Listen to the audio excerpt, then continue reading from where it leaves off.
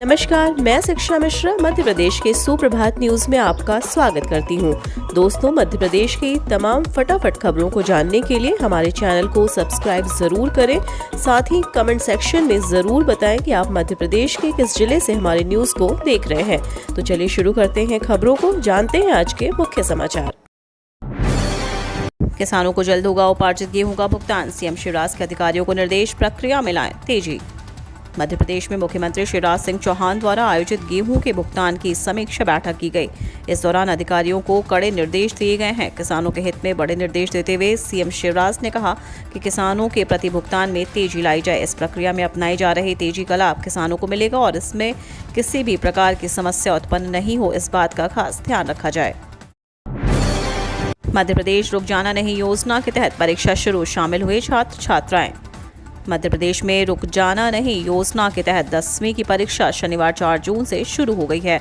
गौरतलब है कि मध्य प्रदेश में शिवराज सरकार ने कुछ साल पहले माध्यमिक शिक्षा मंडल की 10वीं व 12वीं की बोर्ड परीक्षा में फेल विद्यार्थियों के लिए रुक जाना नहीं योजना की शुरुआत की थी। इस योजना के तहत इस परीक्षा में शामिल होकर फेल विद्यार्थी इसी साल पास हो सकते हैं। हालांकि पिछले 2 साल से यह परीक्षा आयोजित नहीं की गई थी, क्योंकि कोरोना के चलते मुख्य परीक्षा ही कक्षा 10वीं और 12वीं के स्थगित कर बच्चों को पास कर दिया गया था। फेल छात्रों के लिए परीक्षा पास करने का एक और मौका रुक जाना नहीं योजना को काफी सराहा गया है। एमपी हाईकोर्ट का कर्मचारियों के लिए बड़ा फैसला, नियुक्ति तिथि से मिलेगा नियमित वेतनमान का लाभ। मध्य प्रदेश हाईकोर्ट ने एक बार फिर से कर्मचारी को नियमित वेतनमान देने की बात कही है। दरअसल हाईकोर्ट ने नगर निगम में कार्यरत कर्मचारी की याचिका पर सुनवाई के दौरान नियुक्ति तिथि से नियमित वेतनमान की मांगों पर जल्द से जल्द विचार कर निर्णय लेने के आदेश दिए हैं। साथ ही इस कार्यावधि के लिए 4 सप्ताह का समय दिया गया है। राष्ट्रीय स्तर पर एमपी की बड़ी उपलब्धि, सीएम शिवराज ने दी बधाई, कही ये बड़ी बात।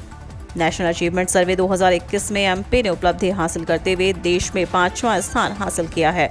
मुख्यमंत्री शिवराज सिंह चौहान ने मध्य प्रदेश की इस उपलब्धि पर खुशी जताते हुए बधाई दी है। कुशाभाऊ ठाकरे सभागार भोपाल में आयोजित लर्निंग्स फ्रॉम नेशनल अचीवमेंट सर्वे कार्यशाला का शुभारंभ करते हुए मुख्यमंत्री शिवराज सिंह चौहान ने कहा कि शिक्षा के क्षेत्र में राष्ट्रीय उपलब्धि सर्वे 2021 में यह तथ्य सामने आया है कि मध्य प्रदेश ने अभिनव कार्य करते हुए देश में 5वां स्थान प्राप्त किया है। शिक्षा के क्षेत्र में सुधार स्पष्ट रूप से दिखाई दिया है। एलपीजी सब्सिडी रूल में हुआ बड़ा बदलाव, अब सिर्फ चुनिंदा लोगों को ही मिलेगी छूट।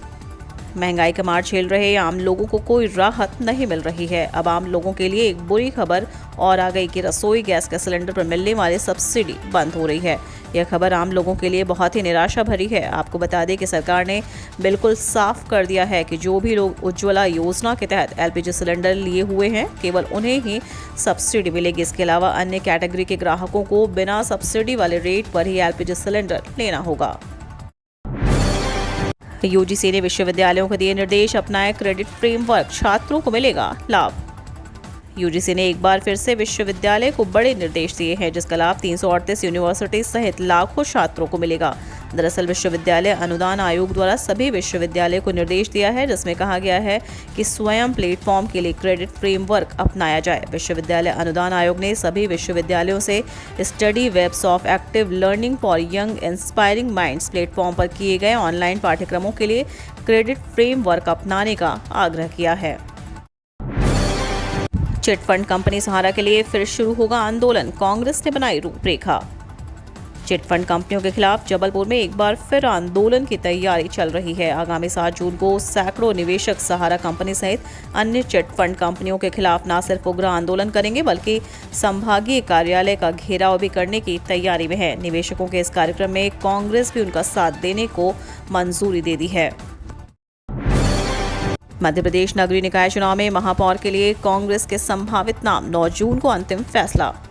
मध्य प्रदेश में नगरीय निकाय और पंचायत चुनाव 2022 को लेकर राजनीतिक दलों में गहमा गहमी बढ़ गई है। तारीखों का ऐलान कर दिया गया है। चुनाव के तारीखों के ऐलान के साथ ही शहरी इलाकों में आदर्श आचार संहिता लागू हो गई है। अब इसके साथ ही प्रदेश के 16 नगर निगम में महापौर उम्मीदवारों के नाम पर बीजेपी और कांग्रेस में मंथन लगभग पूरा हो चुका है। 10 जून तक दोनों ही इन नामों की सूची जारी कर देंगे। वहीं 9 जून को भोपाल पीसीसी में होने जा रही कांग्रेस की अहम बैठक में संभावितों के नाम पर आखिरी मुहर लग जाएगी। सूत्रों की माने तो नगर निगम की कई सीटों पर सिंगल और कुछ पर 2 नामों का पैनल तैयार किया गया है। इन नामों पर फाइनल मुहर पूर्व मुख्यमंत्री और पीसीसी चीफ कमलनाथ लगाएंगे। एमपी पंचायत निकाय चुनाव पर बड़ी अपडेट। निर्वाचन प्रेक्षक नियुक्त, तय हुई भूमिका, अधिकारियों को महत्वपूर्ण निर्देश। मध्य प्रदेश में पंचायत और नगरीय निकाय चुनाव के लिए तैयारियां शुरू कर दी गई हैं। ऐसे पहले लगातार निर्वाचन आयुक्त द्वारा जिला कलेक्टर को निर्देश दिए जा रहे हैं। बीते दिनों जहां निर्वाचन आयुक्त ने कलेक्टर को जल्द मतगणना स्थल सहित स्ट्रांग रूम का चयन करने के निर्देश दिए थे, वहीं अब निर्वाचन प्रेक्षक की नियुक्ति कर दी गई है। इस दौरान निर्वाचन आयुक्त ने कहा कि राज्य निर्वाचन आयोग की आंख और कान निर्वाचन प्रेक्षक होते हैं। इनकी विश्वसनीयता से ही आयोग को वस्तु स्थिति की संपूर्ण जानकारी मिलती है, जिसके साथ ही सभी जिलों के लिए प्रेक्षकों की नियुक्ति कर दी गई है। कांग्रेस की कोयला यात्रा पर ऊर्जा मंत्री का पलटवार। मध्य प्रदेश में कोयले की कमी पर सियासत गरमा रही है। कांग्रेस के वरिष्ठ नेता अरुण यादव ने आज प्रदेश में कोयला यात्रा निकालने की चेतावनी दी और मुख्यमंत्री शिवराज सिंह चौहान को इसमें शामिल रहने की भी अपील की है। अरुण यादव के बयान पर शिवराज सरकार के ऊर्जा मंत्री प्रद्युम्न सिंह तोमर सामने आए और उन्होंने पलटवार किया। पूर्व केंद्रीय मंत्री एवं मध्य प्रदेश कांग्रेस के पूर्व अध्यक्ष कांग्रेस के वरिष्ठ नेता अरुण यादव ने बीते दिन एक बार फिर प्रदेश में कोयले की कमी का मुद्दा उठाया। उन्होंने अपने ट्विटर में लिखा कि मैं केंद्र सरकार से मांग करता हूं कि मध्य प्रदेश को उसके हिस्से का कोयला दो, नहीं तो हम जनता के हितों के लिए अपने हिस्से का कोयला लेकर रहेंगे। भेल क्षेत्र को मिला अपना सिनेमा हॉल, पहले दिन दिखाई जाएगी सम्राट पृथ्वीराज। कोरोना काल में लंबे समय तक बंद रहे सिनेमाघरों की रौनक फिर से लौट आई है। यही वजह है कि शहर में पहले से स्थित सिनेमाघर तो दर्शकों से गुलजार है ही, अब नए सिनेमाघर भी खुलने लगे हैं। उपनगर कोलार के बाद भेल क्षेत्र में सिनेमा प्रेमियों को मनोरंजन की सौगात देने के लिए DDX रीगल सिनेमा का शुभारंभ आज 5 जून से किया जा रहा है। यहाँ पहला शो हालिया रिलीज सम्राट पृथ्वीराज का है, जिसकी तारीफ प्रदेश के गृह मंत्री नरोत्तम मिश्रा ट्वीट के माध्यम से कर चुके हैं। सिनेमा हॉल बैठक में क्षमता 240 लोगों की है, जिसमें सुपीरियर क्वालिटी साउंड सिस्टम के साथ दर्शकों को मनोरंजन के नए आयामों का एहसास होगा। EPFO member non refundable EPF advance के लिए भी कर सकते हैं अप्लाई। कर्मचारी भविष्य निधि संगठन अपने ग्राहकों को कुछ शर्तों के तहत अपने कर्मचारी भविष्य निधि खाते से नॉन रिफंडेबल एडवांस निकालने की अनुमति दे रहा है। EPF नियमों के अनुसार एक EPFO सदस्य बकाया EPF शेष राशि का 75% या 3 महीने का मूल वेतन प्लस महंगाई भत्ता जो भी कम हो निकाल सकता है। यहाँ EPF बकाया राशि का अर्थ है कर्मचारियों का हिस्सा, नियोक्ता का हिस्सा और EPF का ब्याज। EPFO वेबसाइट पर उपलब्ध अक्सर पूछे जाने वाले प्रश्नों में भविष्य निधि नियामक का कहना है कि नॉन रिफंडेबल EPF एडवांस लिया जा सकता है, बशर्ते ऑनलाइन दावा फॉर्म सही तरीके से भरा गया हो और दावेदार पात्रता की शर्त को पूरा करता हो। राष्ट्रीय उपलब्धि सर्वे कार्यशाला में CM शिवराज ने जताई स्कूल में पढ़ाने की चाहत।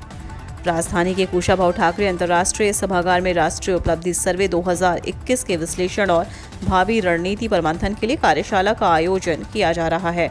मुख्यमंत्री शिवराज सिंह चौहान ने दोपहर करीब 12 बजे दीप प्रज्वलित कर इस कार्यशाला का शुभारंभ किया। कार्यक्रम के दौरान मुख्यमंत्री शिवराज सिंह चौहान ने कहा कि स्कूलों में एक दिन जनप्रतिनिधि भी पढ़ाएं। मैं भी महीने में एक दिन स्कूल जाकर पढ़ाने की इच्छा रखता हूं। उन्होंने अपने संबोधन में शिक्षकों की तारीफ करते हुए स्कूल शिक्षा विभाग से कहा कि साल में एक बार समारोह आयोजित कर इन्हें सम्मानित करें और हाथ जोड़कर धन्यवाद कहें, क्योंकि ये भावी पीढ़ी के निर्माण करता है। ओल्ड GDC और राव कॉलेज को B ग्रेड मिलने से बड़ी चिंताएं।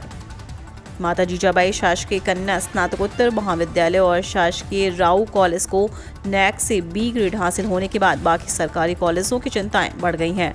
अब इन्होंने NAC को दोबारा नए सिरे से सेल्फ स्टडी रिपोर्ट बनाकर भेजने की तैयारी कर ली है। इसके लिए देवी अहिल्या विश्वविद्यालय की मदद लेने का विचार किया जा रहा है। कुछ कॉलेजों ने विश्वविद्यालय की IQSC के सदस्यों को संपर्क करना भी शुरू कर दिया है।